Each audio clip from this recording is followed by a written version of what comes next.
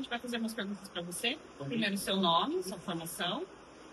Meu nome é David, eu atuo como personal trainer, sou formado desde 2016, tenho pós-graduação em biomecânica e fisiologia do exercício pela Faculdade Inspirar e atualmente eu sou aluno do mestrado da UTFPR e na linha de atividade física e saúde. Saúde. E é bacharel? Bacharel. Bacharel. Certo. E você tocou nessa parte de idosos a partir de quando? Quando você começou a trabalhar assim nessa... Na verdade, eu não atuo exclusivamente com idosos, né? Mas também com idosos. A maior parte do meu público é voltado para a qualidade de vida em si.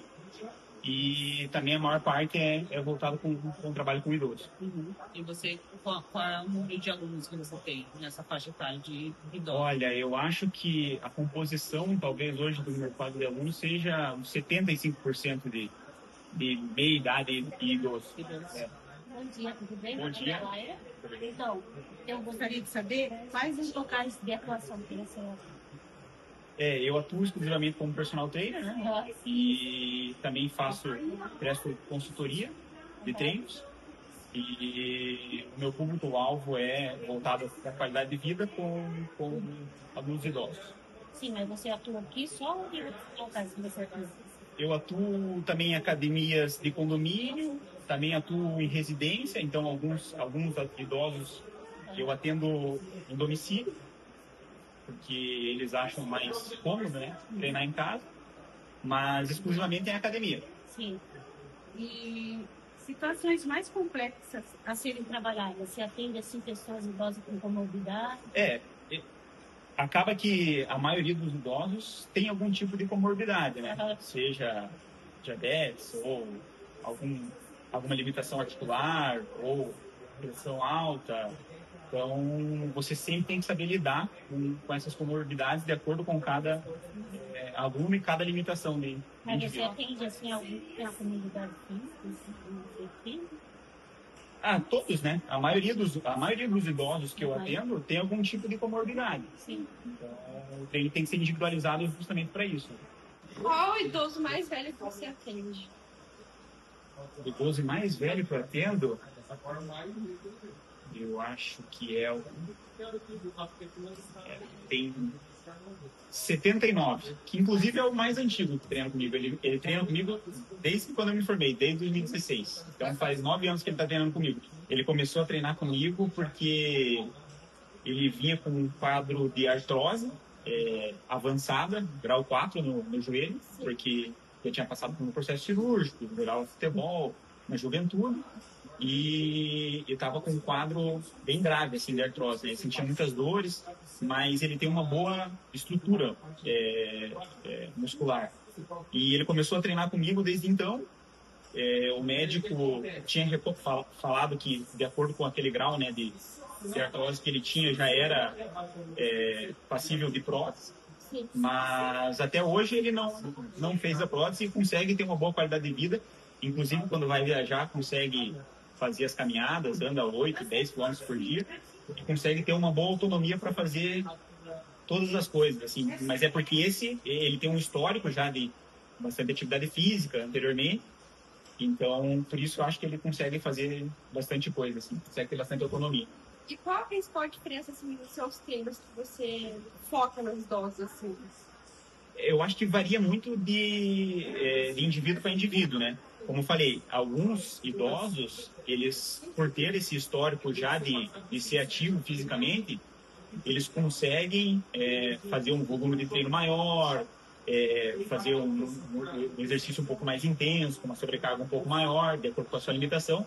No entanto, em contrapartida, outros que não tiveram esse histórico e às vezes nunca praticaram exercícios, podem ter algum tipo de limitação. Então, o volume de treino tem que ser reduzido, a intensidade tem que ser menor.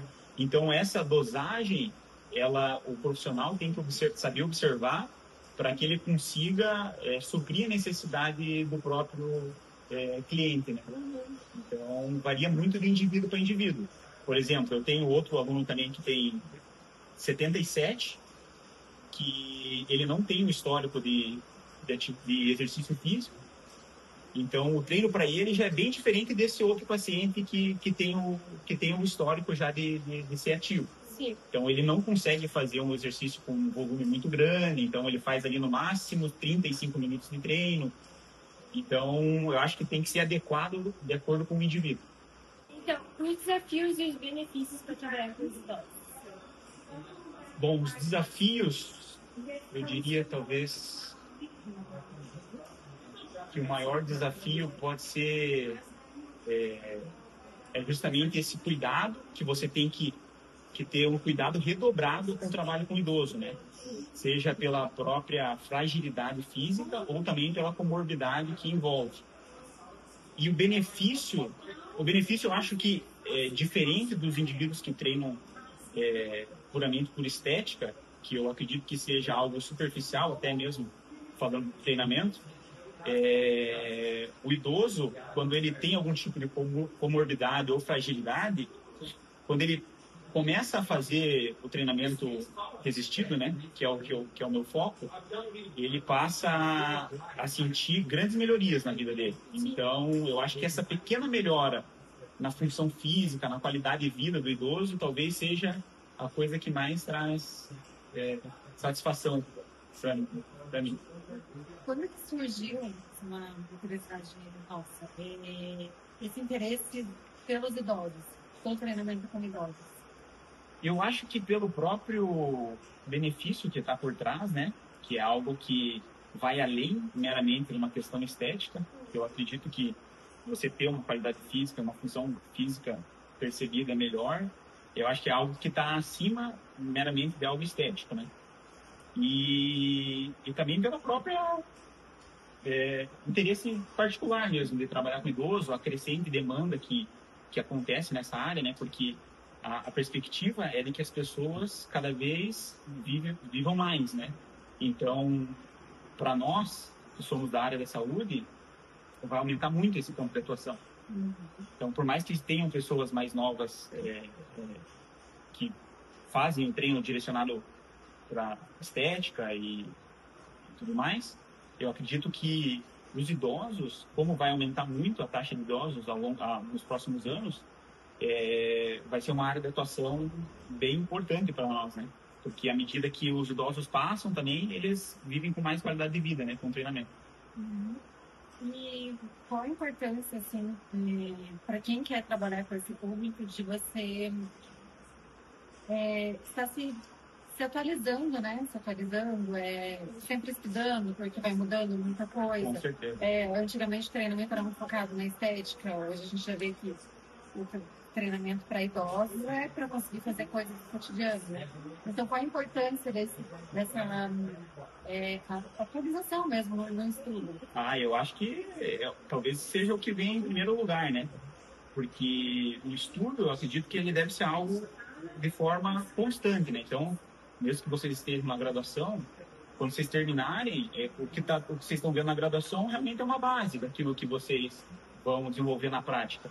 Mas o estudo tem que ser feito de forma constante. Eu acho que não basta você fazer, às vezes, na aula de educação física tem muito isso, né? Você faz um curso de final de semana no ano e acha que está se atualizando. Não é dessa forma. Eu acredito que o estudo tem que ser feito de forma constante e regular.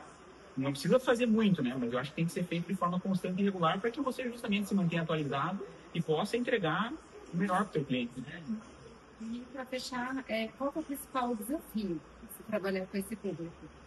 Já que você tem pessoas com comorbidades, né, diferentes e, digamos assim, na hora de, às vezes, a gente não sabe tudo, né? Então, tem que se atualizar, de repente, de uma doença específica daquela pessoa.